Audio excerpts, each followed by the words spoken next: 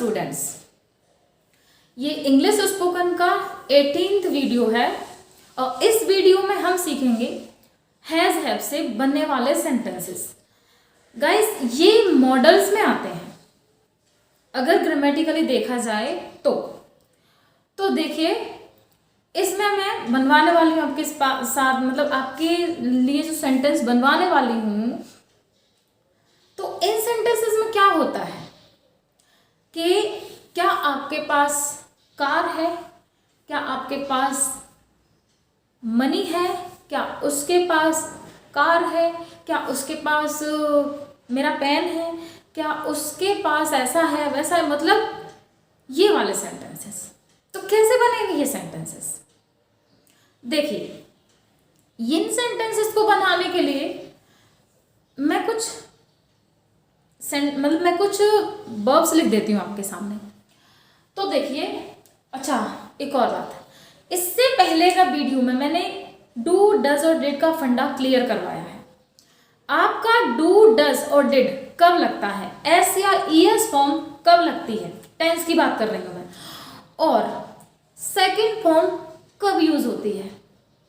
ये कॉन्सेप्ट आपके माइंड में सेट नहीं है तो ये भी आपको समझ में नहीं आएगा, डेफिनेटली नहीं आएगा। तो वो कहीं से भी सीखो, पर वो सीखो।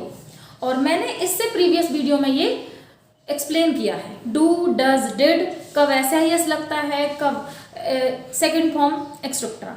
ओके, तो मैं कुछ वर्ब्स लिखने जा रही हूँ और आपको बहुत, मतलब कई बार पढ़े होंगे आपने कि हैज, मतलब किसी के पास कोई चीज़, I have this, I have ये, लेकिन क्लियरिटी नहीं आई होगी।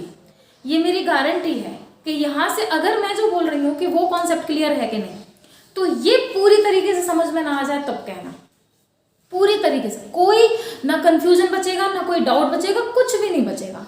देखिए, तो कुछ वर्ब्स हैं, अब मैं इनको वर्ब्स बोल रही हूँ, मॉडल वर्ब्स आप बोलो, कुछ भी बोलो, हमें सेंटेंस बनाने से मतलब होना चाहिए, तो मैं इन्हें वर्ब्स बोल रही हूँ, ठीक है। और आप भी अगर एज अ वर्ब इन्हें देखेंगे, बहुत जल्दी बन जाएंगे सेंटेंस।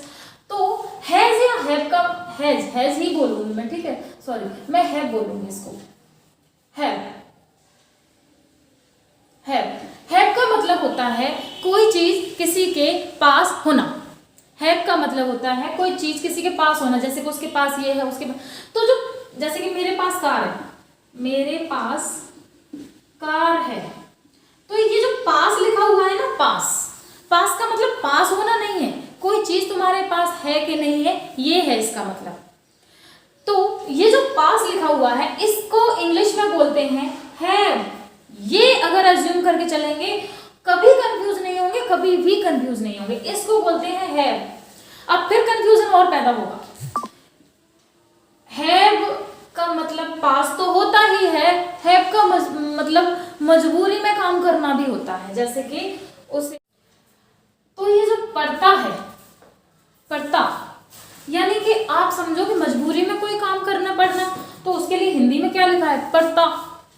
इसके लिए भी, यानी कि ये भी क्या एक वर्ब है और इसके लिए भी हैव का ही यूज होता है। तो कंफ्यूज फिर से हो जाते हैं बच्चे, यहाँ पर 3-4 कंफ्यूजन है, कैसे मैं बताऊंगी।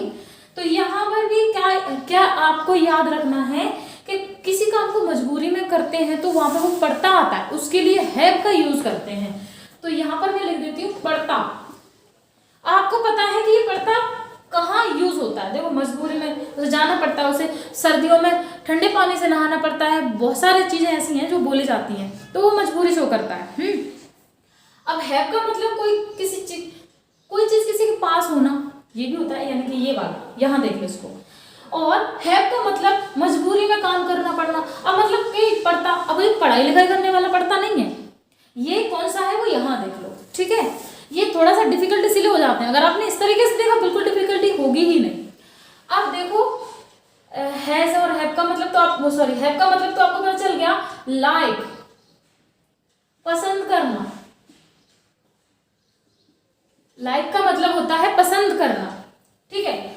और वांट का मतलब होता है चाहना, मतलब किसी चीज की चाहत रखना, जैसे कि वह घर जाना चाहता है। तो ये जो चाहता है ना, यहाँ इसके लिए क्या लगेगा, ये मतलब ये एक वर्ब है, इसके लिए क्या यूज होगा, want। ओके, अब देखो मैं यहां से मिटा दे रही हूं इसको, आपको समझ में आ गया होगा। ठीक है, अब कौन सा है और बताओ, want है और यूज। यूज का मतलब होता है किया करते थे, क्या करते थे, जैसे कि वह खाना बनाया करती थी। तो बनाया करती थी यानी कि अब नहीं करते, करते थे कभी, तो इसके लिए यूज का यूज होता है, इतने के लिए यूज। और मैं ये सब लिख क्यों रही हूं, मैं ये सब क्या लिख रही हूं, ये है वर्ब्स, जैसे कि गो मतलब जाना, कम मतलब आना, ईट मतलब खाना, टेक मतलब खाना, फीड मतलब खिलाना, ये वर्ब है। सिमिलरली ये भी वर्ब है, वर्ब है। आप अगर इनको वर्ब नहीं मानोगे तो टोटली गलत करोगे। ठीक है, और भी है इस तरीके से, नीड, नीड, नीड मतलब जरूरत होना, जरूरत होना, किसी चीज की जरूरत होना। जैसे मुझे पैसों की जरूरत है, ठीक है, तो मुझे पैसों की जरूरत है, तो ये जरूरत, जरूरत को क्या बोलेंगे, नीड बोलेंगे। This is also a verb, ये भी वर्ब है। आप अगर इसको वर्ब नहीं मानते हो, सिखाया तो ये जाता है नीड का नियम, नीड का रूल, हैव टू का रूल, वांट का रूल, तो वांट वाले सेंटेंसेस बनेंगे वहां, ऐसा नहीं है। एक्चुअली में ये वर्ब्स हैं। ठीक है, और दीज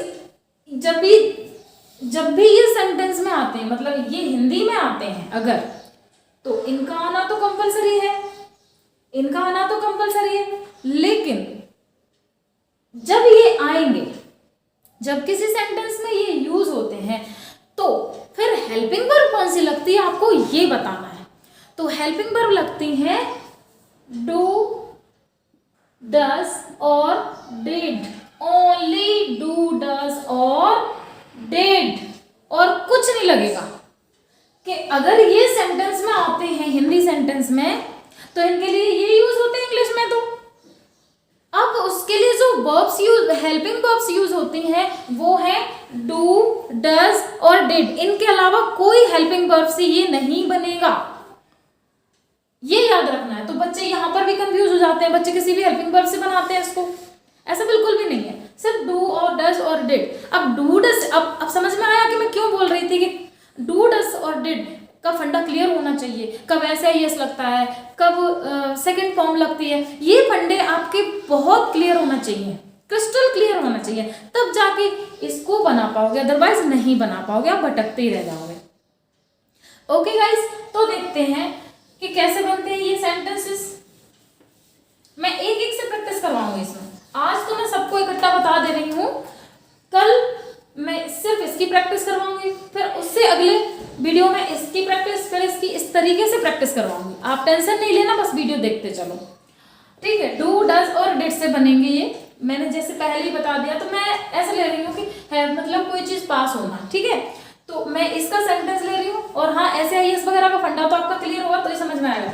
अब देखो मैं इससे बना रही हूँ सेंटेंस, तो कैसे बनेगा, क्या आपके पास खाना है, ये है हमारा सेंटेंस। ठीक है, तो कैसे बनेगा ये, अब देखो पास के लिए तो क्या लगाएंगे हम, हैव, समझो, ठीक है, और खाना हमारा क्या हुआ, ऑब्जेक्ट। ठीक है, अब कैसे बनाएंगे इसको, तो मैंने अब बता दिया कि अगर ऐसा आए पास वाली चीज, मतलब इस तरीके की वर्डिंग अगर किसी हिंदी सेंटेंस में आए, तो डू, डज, डिड से ही बनते हैं। तो ऑब्वियसली सबसे पहले क्या के लिए हम क्या लगाते हैं, वर्ब यूज करते हैं, हेल्पिंग वर्ब यूज करते हैं। तो आपके लिए, आप क्या है, प्लूरल है, प्लूरल है तो डू हेल्पिंग वर्ब यूज होगी यहाँ पर। अब अब आप बोलोगे मैम डिड क्यों नहीं होगी? बेटा डिड इसलिए नहीं होगी क्योंकि था थी थे अगर यहाँ आता है तो डिड यूज हो जाएगी, अगर है आता है तो डू डज, और कुछ भी यूज नहीं होगा। ओके, तो डू यू हैव फूड, समझे? डू यू हैव फूड, मेरे पास खाना है।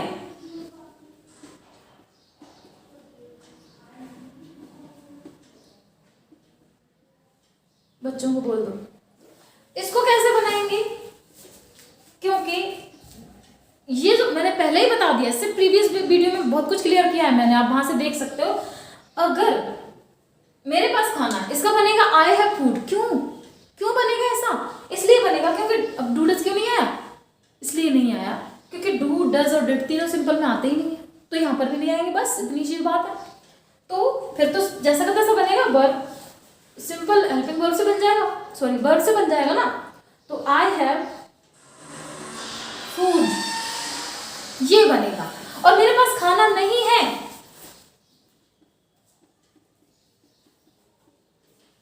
खाना नहीं है, तो कैसे बनेगा? तो कैसे बनेगा गाइस? तो आई डू नॉट अब सब्जेक्ट के बाद में क्या आता है? वर्ब। तो वर्ब कौन सी है? Past. Have food, I do not have food, I don't have food, ऐसे भी बोल सकते हैं। अब यहां बनाते हैं सेंटेंस, थोड़ा इसका और कंफ्यूजन दूर करवाते हैं। क्या उसके पास, इसी को बनाएंगे लेकिन सिंगुलर कर दूंगी मैं इसको, अब आपको विश्वास हो जाएगा कि वाकई में इससे बनेगा ये। तो ये बनेगा क्या? उसके पास खाना है। क्या उसके पास खाना है? तो ये कैसे बनेगा? क्योंकि उसका, उसकी यानी कि हेल्प मतलब कि ही, यानी तो ये तो सिंगुलर हो गया, बस इतना सा अंतर है कि इसमें जो सब्जेक्ट है वो प्लूरल है, इसमें सब्जेक्ट है वो सिंगुलर है। तो डज सिंगुलर है तो डज आएगा इसके आगे लिए, डज, फिर ही, हैव, वर्ब आ गई, फूड। ऑब्जेक्ट से पहले वर्ब आते, देखो ऑब्जेक्ट से पहले वर्ब आ रही, सीक्वेंस वही रहेगा, एस बी ओ, जो मैं हमेशा बताती हूँ आपको। ओके, अब देखो उसके पास खाना है,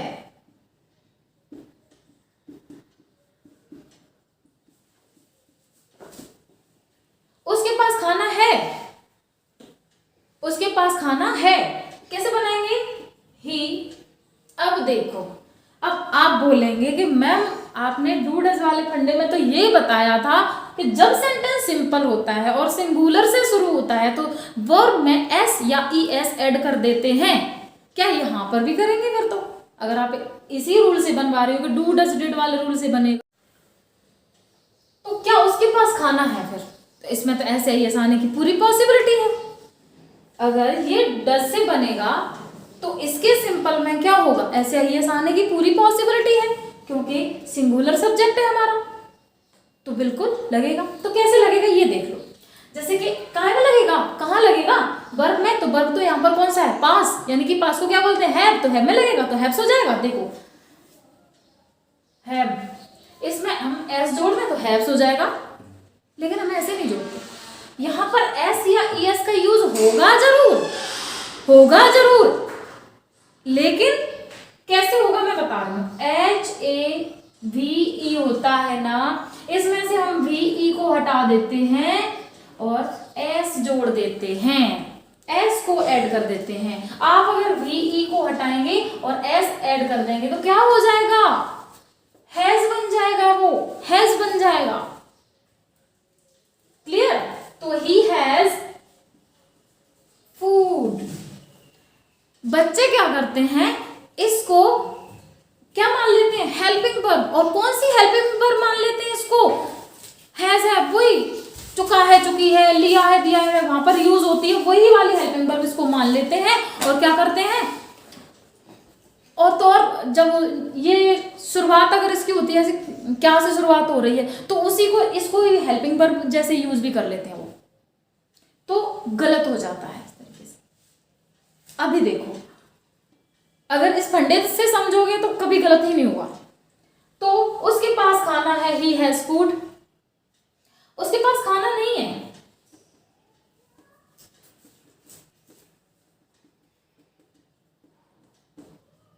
कैसे बनेगा? ही डज नॉट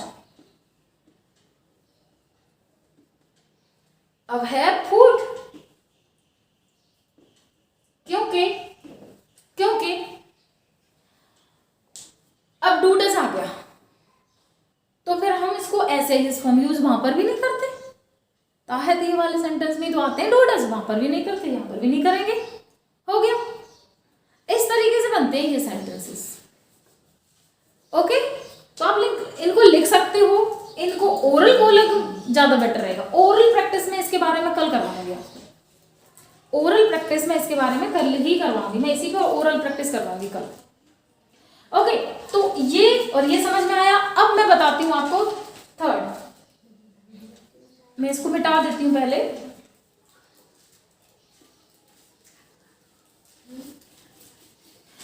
और यही हेल्पिंग वर्ब रहेगी और सब्जेक्ट भी कहीं, सब्जेक्ट में इन्हीं में से कोई सा लूंगी। अब देखना, साइलेंट रहिए, पता तो होना चाहिए ना, ठीक है? तो इन्हीं सब्जेक्ट में से सब्जेक्ट लूंगी और वर्ब भी मैं यही लूंगी। बस उसको फर्क क्या हो जाएगा कि इसमें है आ रहा है, उसमें था थी थे आएगा। तो कैसे बनेंगे देखो, क्या उसके पास खाना था, ठीक है? तो कैसे बनेगा? इसमें था थे आ रहा है, उसमें डिड लग जाएगा, तो डिड ही पास के लिए have food. Did he have food? उसके पास खाना था।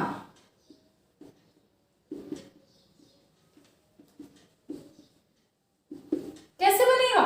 उसके पास खाना था, ही। अब बच्चे यहां पर से कंफ्यूज हो जाते हैं, हेड लगेगा, वो वाला हेड जो हेल्पिंग वर्ब वाला हेड होता है। नो, ऐसा नहीं होगा।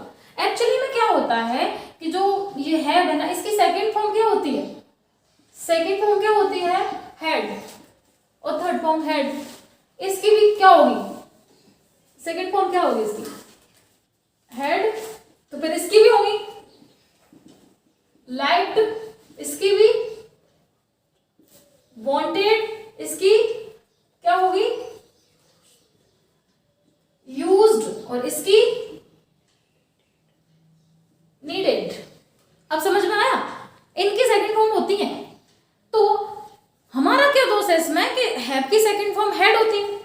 हमारा क्या दोष है इसमें कि हैव जो है केवल हेल्पिंग वर्ब नहीं है, ये वर्ब भी है, तो यहां ये वर्ब की तरह यूज हो रहा है। बस इतनी सी बात है। इतनी सी बात में बहुत सारे बच्चे कंफ्यूज रहते हैं। तो यहां पर क्या आएगा? सेकंड फॉर्म आएगी फिर तो ही हैड फूड, और उसके पास खाना नहीं है। खाना नहीं है, कैसे बनाएंगे? He did not have food. Okay, अब ये समझ में आया कि कैसे बनते हैं सेंटेंसेस। ये जो है, किसी के पास कोई चीज होना, आई हैव दिस, आई हैव ये, आई हैव ये, मेरे पास बहुत पैसा है, बहुत सारी चीजें। आई हैव से तो आप बना लेते हो, क्वेश्चन पूछना नहीं जानते, कैसे पूछेंगे? ऐसे। आंसर क्यों इस तरीके से दिए जाते हैं? इसलिए दिए जाते हैं। और निगेटिव आंसर इस तरीके से क्यों दिए जाते हैं? अब समझ में आ गया होगा, इसलिए दिए जाते हैं। तो ये कोई रूल नहीं है। आपका ये फंडा क्लियर होना चाहिए डू, डज और डिड का। कब डू डज लगता है, कब डिड लगता है, और कब ऐसे यस फॉर्म यूज होती है, ये फंडा आपका क्लियर होना चाहिए, माइंड में बिल्कुल सेट होना चाहिए। फिर आपके सेंटेंस बिल्कुल सही बनेंगे। कल के वीडियो में मैं इस पर प्रैक्टिस करवाऊंगी, ओरल प्रैक्टिस करवाऊंगी इन्हीं पर, ठीक है? और उसके अगले वीडियो में हम आ जाएंगे, कोई काम मजबूरी में करना पड़ता है तो उसको कैसे बनाएंगे। अब आई थिंक आप ही बना लोगे, सेम ऐसे ही बनेगा, सेम ऐसे सबसे। जैसे मैं थोड़ा थोड़ा आइडिया दे देती हूँ आपको, उस क्या उसे काम करना पड़ता है, does he have to, do the verb. अब आप बोलोगे मम्मी तो हैव टू है, नो, जब दो वर्ब को ऐड करते हैं तो उनके बीच में टू आ जाता है। यहाँ पर दो वर्ब्स हैं, करना पड़ता है, पड़ता वर्ब तो है, ये करना भी तो वर्ब है, लेकिन यहाँ पर एक ही थी इसलिए टू नहीं आया। ओके, ये फंडा भी हम क्लियर करवाएंगे। तो आज के वीडियो में इतना ही। Okay guys, thank you.